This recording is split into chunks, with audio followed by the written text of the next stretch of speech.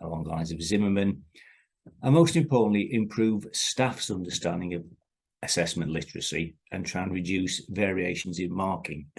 What we found after the transforming programs process is that there are a lot of variations in marking. We have a lot more people doing team teaching now. So previously, you would have one member of staff responsible for the module they taught. Perhaps you might have 2 members of staff teaching. We now have some modules where there are 10 members of staff teaching on them. And this means that we have to be a bit more consistent in terms of marking and feedback.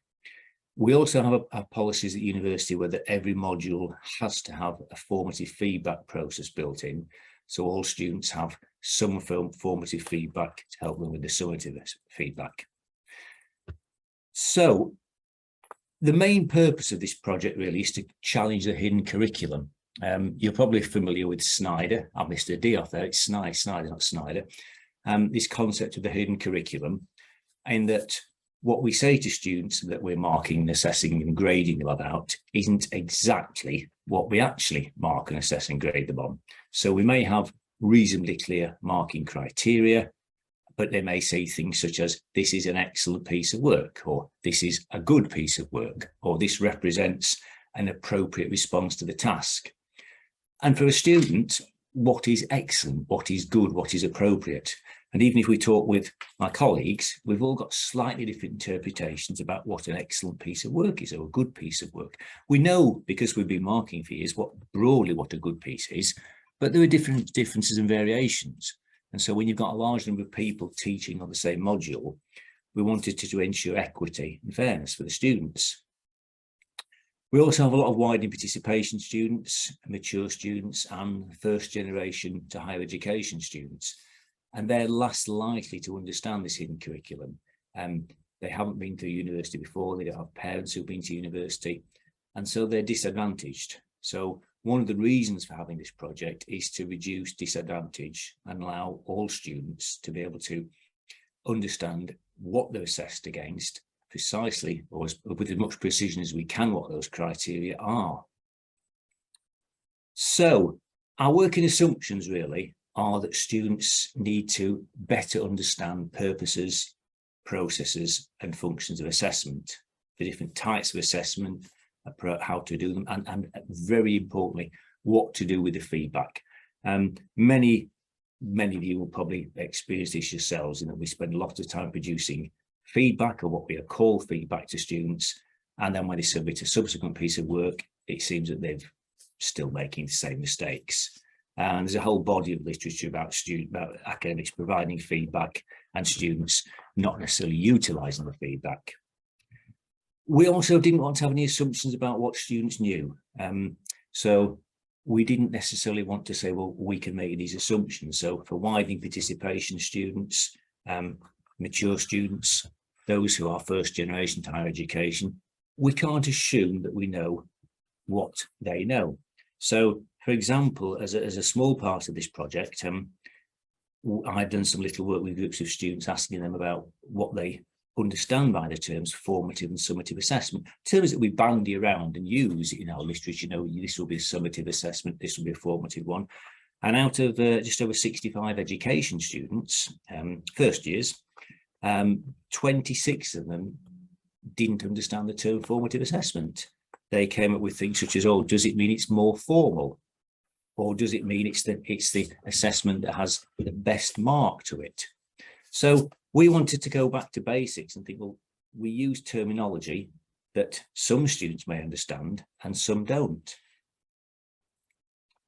We also don't know what type of students, what type of feedback students want, whether we give them too much, too little. We have differences in practice in different disciplines. So some people say, well, I give the students 3 points of feedback to work on. Others will give more comprehensive feedback, but is it used and utilised? So we wanted to explore some of these things. We also had the following assumptions as well, that we would develop materials that can be used across the university and hopefully by other universities, and that it will be research informed and be informed by good practice. And very importantly, in order to get staff on board with these things, it shouldn't increase their workload. and possibly may reduce their workload. The university also has a digital first approach. So any new assessments or any form of assessment should, wherever possible, be a digital assessment. And that has implications for some disciplines, such as where they're doing drama, for example, or music, but it's the aim is to have a digital first approach. We envisage that we will have, at the end of this project in 18, 19 months' time, a university-full assessment literacy resource. Now, we'd originally started to call this an audit tool, but then we started to talk with people, and we had a few members of staff say, well, I don't want an audit tool, I don't want to be audited. There's a lot of people very opposed to this idea of being audited or being checked upon, even though it was a tool that we want them to use. So we're calling it a resource kit, or a resource rather than an audit tool. We're developing workshops to support it and resources for both staff and students to implement assessment literacy. We're also developing resources and learning materials for students to use. We are seeing assessment literacy as envisaging as having three essential components. The first one is that students understand the different types of assessment they have. So at the simplest level, they understand the difference between formative and summative, but then they also understand the difference between essays, infographics, exams. I should say we have very few exams at Hull anymore. We've tried to reduce the number of exams considerably. That students understand what the assessment is and how they're being assessed.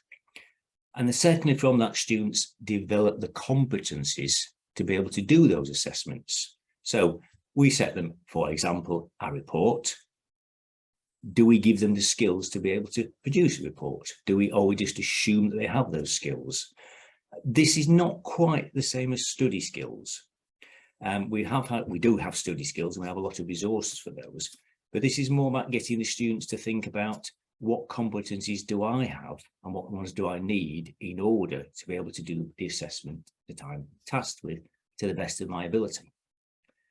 And then the third area of assessment literacy, which arguably slightly separate, but we'd see as being integral, is about feedback literacy, getting students to actually utilize feedback to improve their future learning, both at university and once they graduate. So they become these self-regulated learners, able to plan, do, check, review, and so on. We've produced a diagram so far, which is how we envisage this will be rolled out. That students will have, at the start of university, they'll have expectation management, down to basics, such as how do they use their time. As an example, at the start of this project, we talked with some of our students in biology, and we said to them, when you're not in lectures, what do you think you should spend most of your time doing? And the majority of the students, and I say the majority is around 80%, said revising. And we said, well, what are you revising for? Because there are no exams here. We don't have exams in this module. And that really threw the students, because they've gone through school and then through college, used to having exams and used to revising. And that's what they thought they would do with their spare time, revise. And so we said, well, why are you revising? You don't need to revise. There are no exams to revise for. So we then see that as feeding into the students' practice, in that they become assessment literate. They start to use feedback, and then they become self-aware. They see themselves as belonging and believing that they can do it, developing their confidence. And this, we hope, will lead to more satisfied, successful and confident students, which again is particularly important for those widening participation students. We also want to link in with careers as the next stage for where students go to afterwards. So essentially, we have four strands of this really: knowledge, experience and process, self-awareness, and then the future self, the careers. And what we're trying to do is pull together a lot of university resources. There was a skills team at the university which has developed a whole host of resources on how to develop and how to, for a student to use it in assessments. There's lots of materials on how to reference, how to develop criticality, how to write a critique. A lot of this is, though, at disciplinary level, a lot of it is in different pockets of good practice at the university. And we see as part of our mission is to pull all these resources together into one. I'm not sure I'm happy with the term one-stop shop, but one kind of central resource that both academics can use to direct students to, and that students can use. At the moment, they could use something off YouTube, off a university website, something within Canvas, the VLE. They could use something an individual lecturer has produced. We've also found that a lot of lecturers are developing, let's call it reinventing the wheel, in that you could go to a number of different courses across the university and find that individual lecturers have developed their own materials about how to do referencing or how to write an essay. So there's a lot of duplication of effort, and we want to develop some central resources that can then be tailored within a specific discipline.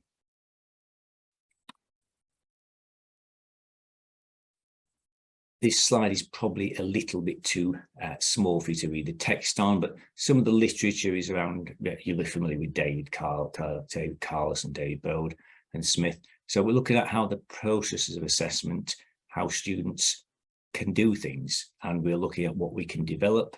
And you'll maybe notice here, videos delivered by students. We want the student voice to be part of this. And as I'll move on to shortly, we want to find out from the students themselves what they want at university, what their expectations are in terms of assessment and in terms of their existing bodies of skills and knowledge leading into the competencies that they may or may not have and that they need to develop, both for university and for future world of work.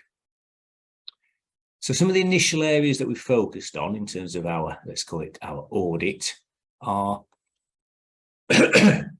we see it as a process that staff can use to identify where, when and how assessment literacy is developed within a programme or module.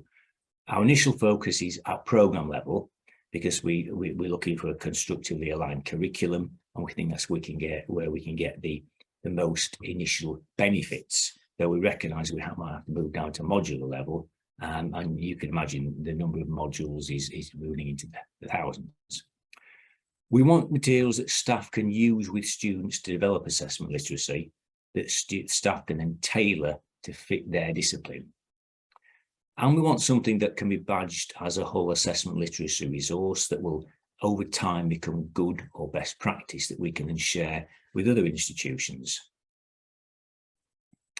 So our initial work has been around collecting rubrics, and it was interesting to hear the previous talk where David is talking about the use of rubrics. And we don't tend to use rubrics too much at my university. It's something we are developing. What we found is that there's a lot of variation in what people call a rubric. Some people call a marking scheme a rubric.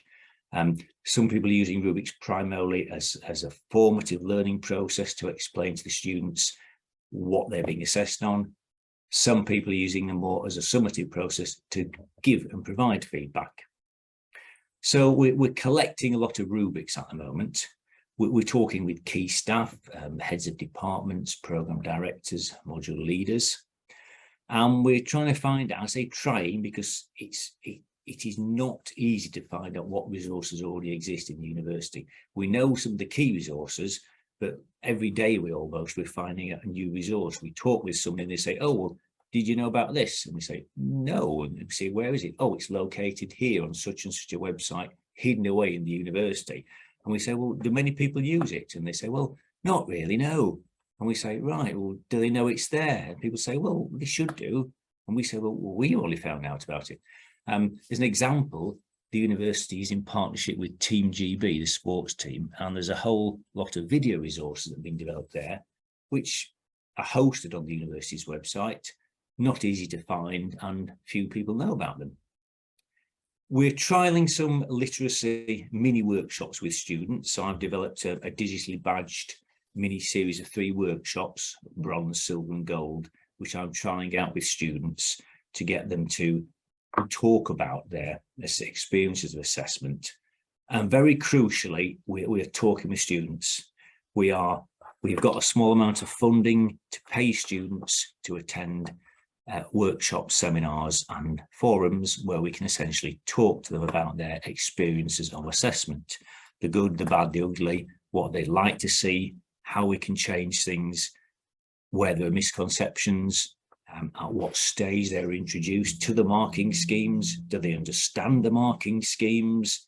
If not, what could we do to make things a lot better and a lot easier and a lot more transparent for students?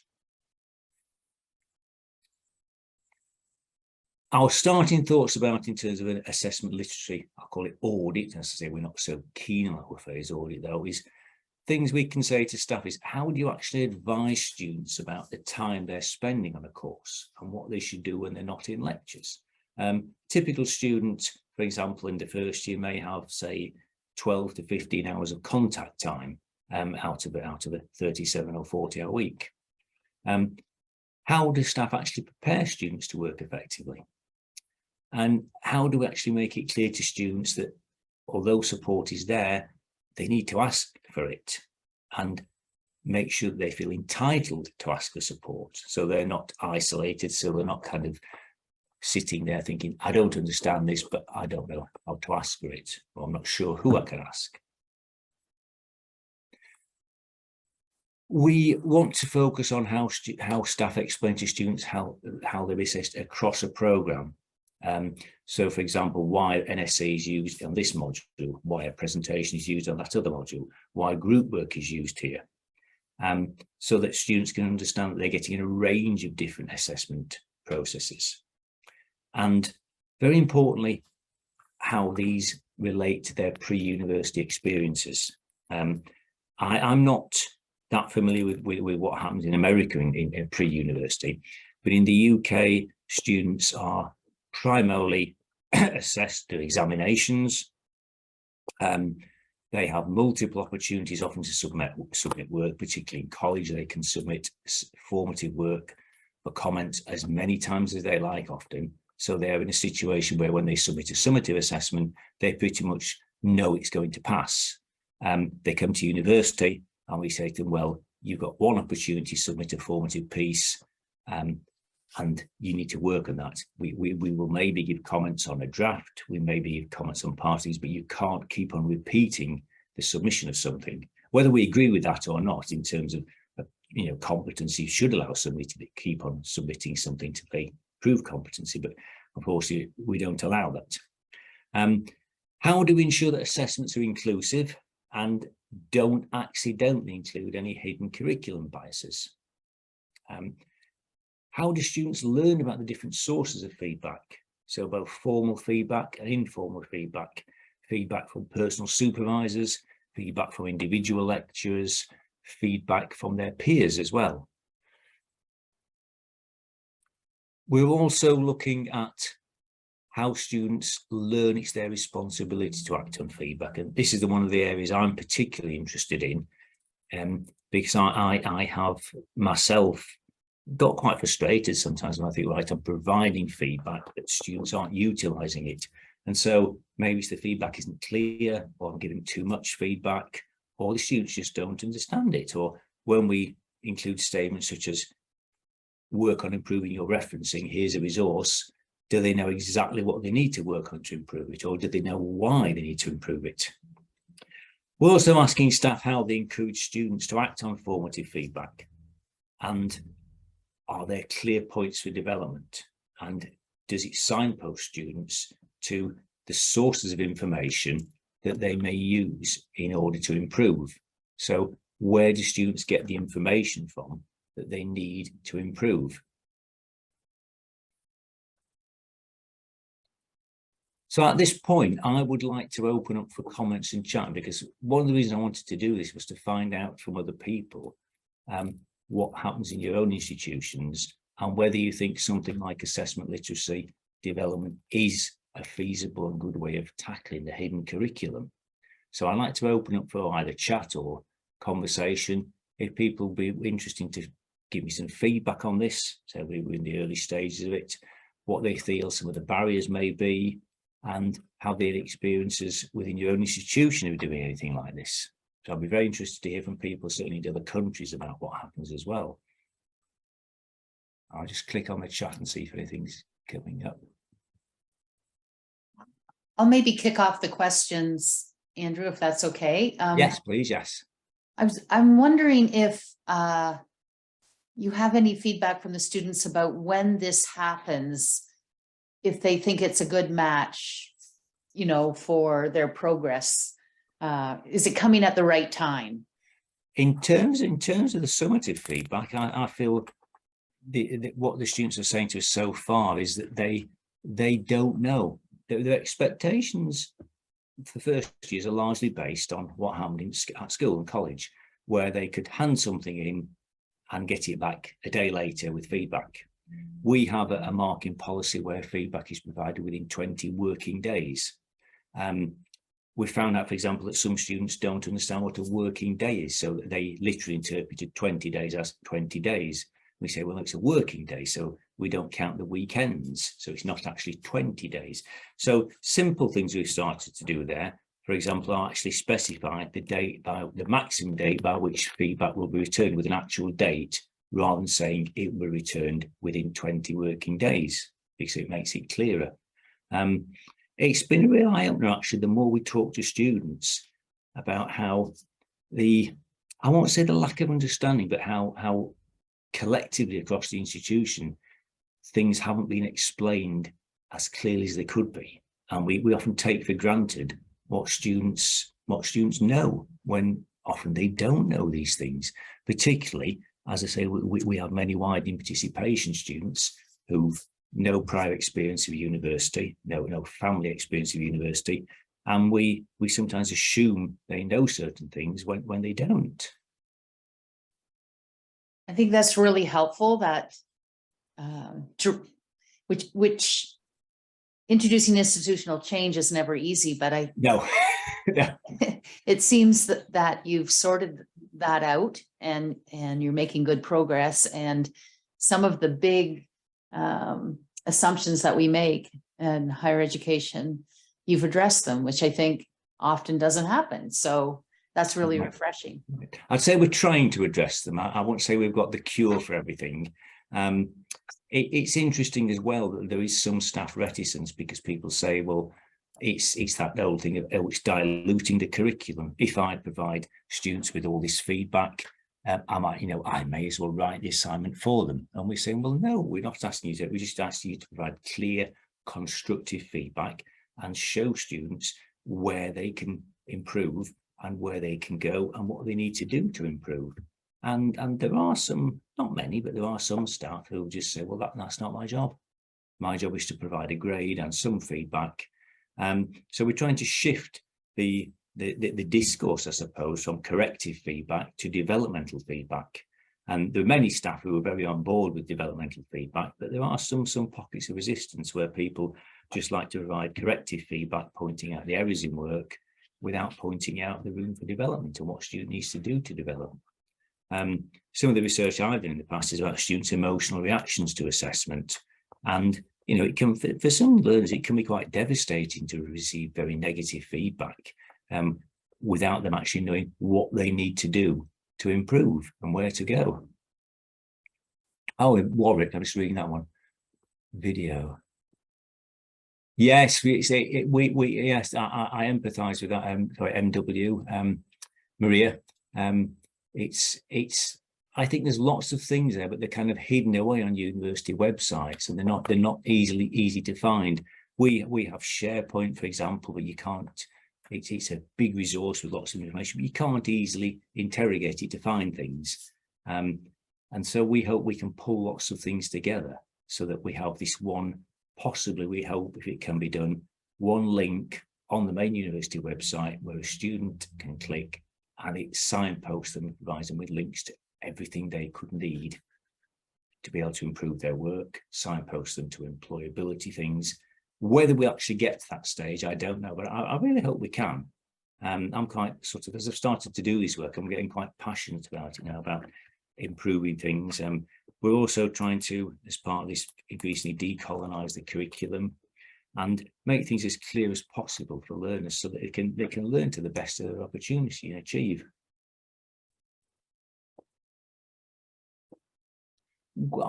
Is anybody over here any American colleagues on here? I'd be interested to hear some of your views about this, to find out what happens across the pond, so to speak.